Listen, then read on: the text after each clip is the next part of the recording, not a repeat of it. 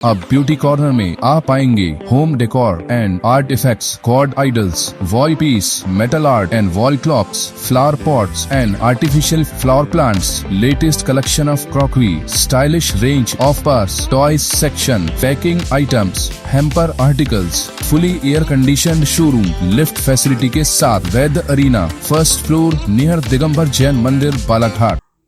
प्रधानमंत्री मोदी की अगुवाई वाली केंद्र की भाजपा सरकार के द्वारा नारी शक्ति वंदन अधिनियम 2023 को सदन के पटल पर रखा जाने वाला है। इसे पास कराया जाएगा, लेकिन इससे पहले महिलाओं की राजनीति में भागीदारी बढ़ाने वाले इस बिल को लेकर व्यापक चर्चा राजनीतिक और सामाजिक स्तर पर हो रही है। इसी के तहत 11 अप्रैल को बालाघाट जिला भाजपा कार्यालय में प्रेस वार्ता ली गई, साथ ही महिलाओं के साथ परिचर्चा भी हुई। वार्ता में नारी शक्ति वंदन अधिनियम के फायदे बताए गए, जिसमें कहा गया कि अधिनियम के पारित होने के बाद लोकसभा और राज्यसभा की विधानसभाओं में महिला आरक्षण लागू होगा। स्त्री रोग विशेषज्ञ डॉक्टर अर्चना शुक्ला ने कहा कि प्रधानमंत्री द्वारा नारी शक्ति वंदन अधिनियम को लाया जा रहा है, इसका स्वागत करते हैं। नारी को ईश्वर ने कई गुण दिए हैं, उसकी सहभागिता होनी चाहिए। राजनीति में नारी बेहतर प्रतिशत के साथ पहुंचेगी तो स्वावलंबन, स्वरोजगार के क्षेत्र में अच्छा काम कर सकेगी। दिल से स्वागत करती हूँ। हम सब जानते हैं कि हमारे समाज की आधार स्तंभ नारी ही है।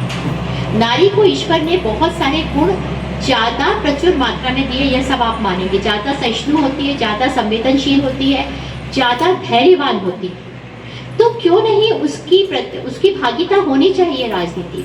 अगर वो राजनीति में 30% आरक्षण के साथ 33% आरक्षण के साथ पहुंचेगी सांसद में और हमारी विधानसभा में, तो वह अपनी सभी महिलाओं के स्वास्थ्य के क्षेत्र में, शिक्षा के क्षेत्र में, उनको स्वावलंबिता के क्षेत्र में, उनको स्वरोजगार उपलब्ध कराने के क्षेत्र में ज़्यादा अच्छा प्रयास कर सकेगी, क्योंकि उनकी समस्याओं को ज़्यादा अच्छे से समझेगी। बिल्कुल सिंपल सी बात। अगर मैं स्त्री रोग विशेषज्ञ हूँ तो मेरे पास आने वाली महिलाएं जब समस्याएं बताती हैं तो मेरे नज़रिए में एक सहिष्णुता रहती है, एक एम्पैथी रहती है। और मेरे ही नहीं, हर स्त्री रोग विशेषज्ञ अगर वो महिला है तो ज़्यादा अच्छे से विचार रखेगी। तो सांसद में जो भी नियम आगे बनेंगी, जो भी आगे योजनाएं बनेगी, वो ज़्यादा समन्वित तरीके से बनेगी, ज़्यादा सशक्त बनेगी और सबकी सहभागिता से बनेगी, तो ज़्यादा अच्छे बनेंगे। तो मेरे हिसाब से हर किसी को इसका अभिवादन करना चाहिए, सभी अधिनियम का। सांसद भारती पारधी ने बताया कि जिस प्रकार अन्य क्षेत्रों में महिलाएं सशक्त भूमिका निभाती हैं, नारी शक्ति वंदन अधिनियम की प्रक्रिया प्रारंभ हो चुकी है। स्वीकृति प्रदान करने के लिए 16 से 18 अप्रैल तक सदन का विशेष सत्र होगा। इस अधिनियम के लाभ जन जन तक पहुंचाने का हमारा प्रयास है। उन्होंने कहा कि इसका समर्थन किया जा रहा है। शिक्षा के अभाव में राजनीतिक क्षेत्र में महिलाएं काम नहीं कर पाती हैं। आरक्षण मिलेगा तो महिलाएं सभी प्रक्रिया सीख जाती हैं और बेहतर काम कर सकेंगी। बिल को लेकर तैयार ड्राफ्ट की प्रारंभिक रचना के बारे में उन्होंने बताया कि वर्तमान में 273 सीटें महिलाओं के लिए आरक्षित होंगी। SC, ST, OBC का कोटा अलग अलग रहेगा। 15 वर्ष के रोटेशन में आरक्षण किया जाएगा। 3 दिनों में इसकी विस्तृत जानकारी सदन के पटल पर होगी और सभी को अवगत कराया जाएगा। हमारी सरकार ने आरक्षण देकर और उनकी व्यवस्था और उनको शिक्षा की ओर करने के लिए अग्रसित किया है।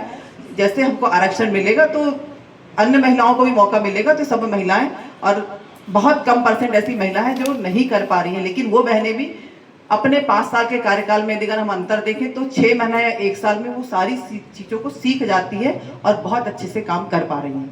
तो मुझे नहीं लगता कि कोई दिक्कत आरक्षण से महिलाओं को आएंगी और अच्छी महिलाएं निखर के आएंगी और सामने आएंगी। ये महिला आरक्षण बिल जो आ रहा है, इसका कुछ ड्राफ्ट सामने आया है कि किस तरह का ड्राफ्ट होगा? अभी हल्का, मतलब थोड़ा बहुत तो ऐसा आया है, पूरा ऐसा नहीं है। पूरी मतलब रचना हमको 16 तारीख को पता लग जाएगी। जो मोटा मोटा सामने आया है कि जो सीटें हमारी अभी 543 है वो बढ़कर 816 हो जाएंगी, जिसमें 273 सीटें जो हैं ये महिलाओं के लिए आरक्षित होंगी। बाकी सारी उसमें मतलब अनुसूचित जनजाति की, अनुसूचित जाति की महिला, सबके कोटे अलग अलग होंगे। तो पूरा विवरण जो है वो हमको 16 तारीख 16, 17, 18 के बीच में विस्तृत रूप से आप सबके सामने आ जाएगा। आप महिला, और ये 15 साल के रोटेशन में भी रहेगा। मतलब कंटिन्यू ऐसा नहीं कि ये सीट आदिवासी के लिए है या ये सामान्य के लिए तो ये रहेगी, इसका रोटेशन भी होगा। इसलिए मैंने कहा कि अभी सब थोड़ा कम ज़्यादा बातें हो सकती है। सारी विस्तृत जानकारियाँ हमको इन 3 दिनों में पूरा आप तक पहुँच जाएगी। शिक्षाविद लता एलकर ने कहा कि हमारे देश में नारी की पूजा होती है। इसका परिदृश्य से अधिनियम में परिलक्षित होता है। इसे पास कराने के लिए सदन में इसे पास कराया जाएगा। इसकी आवश्यकता भी थी क्योंकि हर क्षेत्र में नारी ने अपनी काबिलियत साबित की है।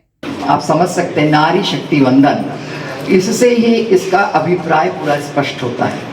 जैसा कि कहा गया है कि हमारे देश में यत्र नार्यस्तु पूज्यन्ते, ये जो बात है, इस बात का पूरा जो परिदृश्य है वह इस नाम में पूरी तरह से परिलक्षित होता है।